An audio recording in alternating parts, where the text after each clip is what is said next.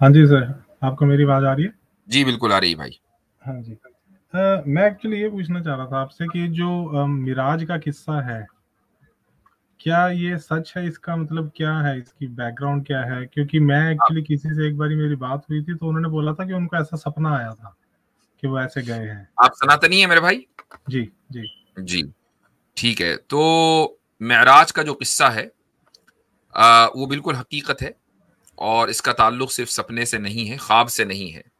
ये अलग बात है, आप सल्लल्लाहु अलैहि वसल्लम की जिंदगी में एक मर्तबा मेराज हकीकत में हुई है, यानी रियलिटी में हुई है, और दो तीन मर्तबा ख्वाब में हुई है। तो वो सपना है, उससे इनकार नहीं है। लेकिन जिस मेराज का तस्किरा इशारतन कुरान में है, बल्कि सराहतन ही कह ले, तो आधे सफर का तो सराहतन जिक्र है, यानी एक्सप्लिसिटली जिक्र है। तो वो हकीकत है, उसका ख्वाब से कोई ताल्लुक नहीं है। जी अच्छा, तो सर वो जो जो जिस चीज़ पर वो बैठ के गए थे, अगर हम आज की डेट में उसको देखें, क्या वो पॉसिबल है कि विंग्स कुछ और हैं, फेस कुछ और है, बॉडी कुछ और है, और आप स्पेस में ऐसे मतलब परमात्मा से, अल्लाह से मिलने आप कैसे एक उड़ के जा सकते हैं? अगर हम इस स्टोरी सही पे है। बिलीव करें, ठीक है, अगर हम जी हाँ। करें, तो ठीक ऐसी है। स्टोरियाँ तो फिर हिंदुइज़्म में भी बहुत हैं, तो व्हाट मेक मतलब तो इस्लाम को क्या स्पेशल हो जाएगा फिर? बहुत बेहतर है। दो तीन बातें मैं इसमें कहना चाहूंगा कि हिंदुइज्म की जो स्टोरियां हैं, क्या आप उनको रिजेक्ट करते हैं? हाँ, बहुत चीज़ों को रिजेक्ट करना पड़ेगा ठीक क्योंकि है। डिपेंड है सही है। अगर उसके पीछे की असलियत क्या है। ठीक है। जी। अच्छा, दूसरी बात मैं आपसे ये पूछना चाहूंगा कि जिस चीज पर वो बैठ कर गए थे, हुँ। वो क्या चीज थी? सर कॉमन वर्ड्स में तो हम उसे गधा कहो, खच्चर कहो। नहीं, अ, ऐसा तो नहीं। ये तो हदीस में कहीं नहीं है कि वो गधा था, या वो खच्चर था, या वो घोड़ा था। ये नहीं, जो जनरल आपको, टर्म्स में। हाँ, ये जो आप नहीं, वो ना जनरल टर्म्स में, नहीं स्पेसिफिक टर्म्स में, जो आपको मुर्तद यानी एक्स मुस्लिम लोग जो हैं वो एक पिक्चर बना के दिखाते हैं हुँ, इस्लामोफोब्स, वो एक गलत मिस रिप्रेजेंटेशन है। हुँ, और मिस रिप्रेजेंटेशन जो है वो अनएथिकल और बाज बाज सूरतों में इलीगल है। ठीक है, हुँ, हदीस में जो अल्फाज आए हैं वो उसके साइज को डिस्क्राइब कर रहे हैं कि वो साइज ऐसा कि जैसा कि फौकल, क्या है वो, फौकल हिमारी दून अल बगल, ये अल्फाज हैं कि साइज ऐसा जैसे गधे से बढ़कर बड़ा और खच्चर से छोटा। अब आप हुँ, देखें, घोड़ा, खच्चर, गधा, तीन स्पीशीज है ना, बीच में हुँ, खच्चर आता है। हुँ। अब एक चौथी स्पीशी कहां से आई कि जो गधे से ऊपर हो, खच्चर से नीचे हो? कोई है ऐसी चीज? नहीं सर, ऐसी हमने देखी तो नहीं है। देखी नहीं है, एग्जैक्टली हाँ। exactly। तो जब हमने हुँ, एक चीज देखी नहीं है, हुँ। तो जब मैं आपको कोई ऐसी चीज बताऊं जो आपने कभी नहीं देखी, तो मैं उन चीजों की मिसाल दूंगा ना जो आपने देखी हाँ, ठीक है ना? है। हुँ, वरना फिर आप समझेंगे कैसे? आपको हुँ, समझाने के लिए मुझे मिसाल वही देनी पड़ेगी। आपने कभी लैपटॉप अगर ना देखा हो, हुँ, तो मैं आपसे ये कहूंगा कि यार ये लैपटॉप ऐसा होता है जैसे आप बड़ा सा रजिस्टर ले लेना, हुँ। तो उसको अगर आप खोल दें तो, लेकिन वो ओपन रजिस्टर तो कर नहीं। दिया। हुँ, आपने रजिस्टर देखा है, लैपटॉप नहीं देखा, तो मैं आपको आपसे उस मिसाल में बात करूंगा। तो उस हदीस में जहां मेराज का जिक्र है, जिस सवारी की बात है, उस सवारी की मिसाल दी गई है कि उसका साइज तकरीबन ऐसा था। वो कैसी थी, उसकी रियलिटी क्या है, उसकी हकीकत क्या है, ये किसी को नहीं पता, क्योंकि हाँ, उस सवारी बिल्कुल। को देखने वाले सिर्फ हुँ, रसूल अकरम सल्लल्लाहु अलैहि वसल्लम है इंसानों में। बाकी तो फरिश्ते जानते हैं, फरिश्तों ने तो हमसे कोई कम्युनिकेट नहीं किया। हुँ, इंसानों में सिर्फ रसूल अकरम सल्लल्लाहु अलैहि वसल्लम है, उन्होंने जो बताया हमने उसको ले लिया। अब यहाँ एक बड़ा क्वेश्चन ये आता है कि क्या ये पॉसिबल भी है या नहीं, है ना? हुँ, हुँ, तो इसका जवाब भी मैंने कई मरतबा दिया है, और मैं अपनी बात मुकम्मल करके आसिम भाई से भी चाहूंगा कि वो ऐड करें इसमें कुछ। लेकिन जो फिलहाल मैं उसूली तौर पर आपको एक चीज बता रहा हूं कि इमेजिन करें कि अगर हम आज से 1000 साल पहले होते और ये गुफ्तगू मेरी आपकी फेस टू फेस चल रही होती, और हमें कोई आकर टाइम ट्रेवल करके आज के दौर से वापस उस 1000 साल पहले आकर ये बताता कि भाई हमारे दौर में और हमारे मुल्क में तो हम जहाजों में सफर करते हैं, उसके इतने बड़े बड़े विंग्स होते हैं जैसे हाथी के, बड़े बड़े कान, और वो इतना बड़ा होता है कि उसके अंदर जो है कई सौ लोग बैठकर सवारी करते हैं, और एक मुल्क, दुनिया के एक कोने से दूसरे कोने में हम 24 घंटे के अंदर अंदर पहुंच जाते हैं। तो हुँ, ना तो मुझे यकीन आना था, ना आपको यकीन आना था। हुँ, क्यों? उसकी वजह यह है कि हमने ऐसी कोई चीज देखी नहीं, अनयूजुअल है। हुँ, तो अगर हमारा जो मसला है वो ये कि हम अनयूजुअल को महज इसलिए कि हमने कोई चीज नहीं देखी, हम उसको इम्पॉसिबल समझ लेते हैं। जब आप अनयूजुअल को इम्पॉसिबल समझ लें तो मिरेकल्स आप कभी भी समझ नहीं सकते। अनयूजुअल वो है कि जो मुझे और आपको अभी तक समझ में नहीं आया, लेकिन हो सकता है कि आगे समझ में आ जाए। हाँ सर, ये पॉइंट से मैं एग्री करता हूँ, क्योंकि बहुत सारी चीज़ों में पास्ट में या हिस्ट्री में क्या है, हम उसको आज की डेट में वैलिडेट या उसकी सफाई नहीं दे सकते, ठीक है, कि क्या हुआ क्या नहीं। हाँ, तो बिल्कुल क्वेश्चन फिर वही आ जाएगा कि मतलब हालांकि चीज ये है कि ठीक है, आप जो बिलीव करते हैं ऑफ कोर्स उसके लिए आपको रिस्पेक्ट, और कोई इंसान कुछ और बिलीव करता है उसको उसके लिए भी।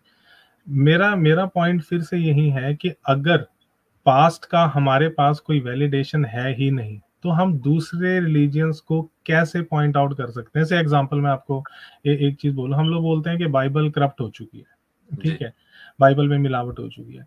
हम लोग किस चीज से उसको कंपेयर करें कि देखो ओरिजिनल में मान लो 10 लाइंस थी, तुम्हारे में 13 है, हमारे पास कंपैरिजन के लिए ओरिजिनल है, राइट? बट अगर हम बाइबल को भी कहते हैं करप्ट है, तो हमारा पास उसका वो क्या है कि हम उससे उसको कंपेयर कर रहे हैं? आप समझ रहे हो मैं क्या कह रहा हूँ? ये मैं समझ गया हूं, लेकिन ये एक बिल्कुल दूसरा सवाल है। यानी एक टॉपिक ही बदल गया। असल बात, और इसमें ऐसा नहीं है कि इस टॉपिक पर मुझे बात नहीं करनी है, असल ये है कि अगर हमने ये उसूल समझ में आ गया, ये प्रिंसिपल समझ में आ गया कि अनयूजुअल इम्पॉसिबल नहीं होता, इम्पॉसिबल इम्पॉसिबल है और अनयूजुअल अनयूजुअल है, अगर हम दोनों के दरमियान फर्क कर गए तो बहुत आसानी के साथ हम मिरेकल्स को समझ सकते हैं। अगर आप मुझसे इस पर एग्री करते हैं और आप कहते हैं कि हाँ जी ये पॉसिबल है। एक पॉइंट का और इजाफा कर दूं मैं कि मोहम्मद सल्लल्लाहु अलैहि वसल्लम अपनी मर्जी से, और जो ताकत उनको दी गई थी, जो भी उनको, जैसे हर एक को ताकत है ना भाई, आपको भी कुछ ना कुछ करने का इख्तियार है, मुझे भी कुछ ना कुछ करने का इख्तियार है, हर इंसान को कुछ ना कुछ करने का इख्तियार है, वो लिमिटेड है। तो जो भी इख्तियार मोहम्मद सल्लल्लाहु अलैहि वसल्लम को दिया गया था, उस इख्तियार और ताकत के बलबूते पर वो खुद नहीं गए थे। कौन लेकर गया था? लेकर गया था वो कि जिसने कायनात बनाई है, जिसने लॉज ऑफ फिजिक्स बनाए हैं, ठीक है, लॉज ऑफ नेचर बनाए हैं। मुझे एक बात बताइए कि जो इस कायनात का बनाने वाला है, कि जिसने इस कायनात को लॉज ऑफ नेचर के ऊपर बनाया है, क्या वो उन लॉज ऑफ नेचर को नहीं तोड़ सकता या उसके अंदर कोई अमेंडमेंट नहीं कर सकता? कर सकता है, क्योंकि वो तो ऑल पावरफुल है ना।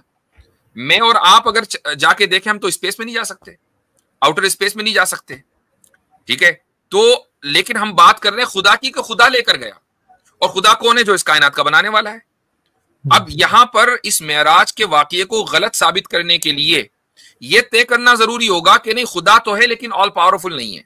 अगर आप ये साबित कर दें तो ठीक है भाई, मेराज भी गलत है। लेकिन अगर हम ये मान रहे हैं कि खुदा है और वो ऑल पावरफुल है और वो ही लॉज ऑफ नेचर का बनाने वाला है और उसके पास ये ताकत है कि वो लॉज ऑफ नेचर में अमेंडमेंट कर दे, तो फिर मेराज भी ठीक है।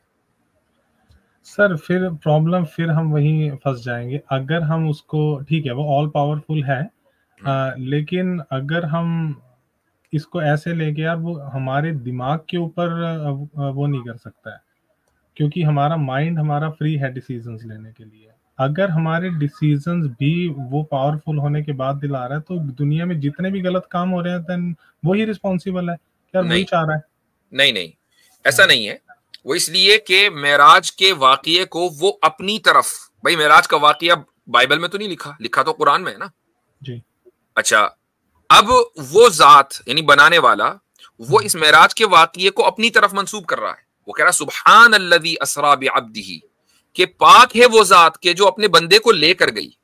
वो ये नहीं कह रहा है कि मेरा बंदा खुद से गया, वो अपनी तरफ मंसूब कर रहा है कि मैंने ये काम किया है। हाँ, मतलब अब कोई है, ठीक है, अब कोई है जो चैलेंज करके दिखाए नहीं खुदा, या अब दो ही बातें हैं, या तो आप कहें कि खुदा झूठ बोल रहा है, या ये कहें कि नहीं तू झूठ तो नहीं बोल रहा है लेकिन तू कर नहीं सकता। ठीक है, दो में से अगर एक बात भी सही हो गई तो ये वाकई गलत है, लेकिन दोनों ही बातें दुरुस्त हैं कि ना तो खुदा झूठ बोल रहा है, वो बिल्कुल सच्चा है, उसको झूठ बोलने की कोई जरूरत नहीं है, और खुदा ताकतवर ऑल पावरफुल भी है, वो काम भी कर सकता है। तो बात बिल्कुल यानी मेराज के वाकये पर कोई एतराज नहीं हो सकता।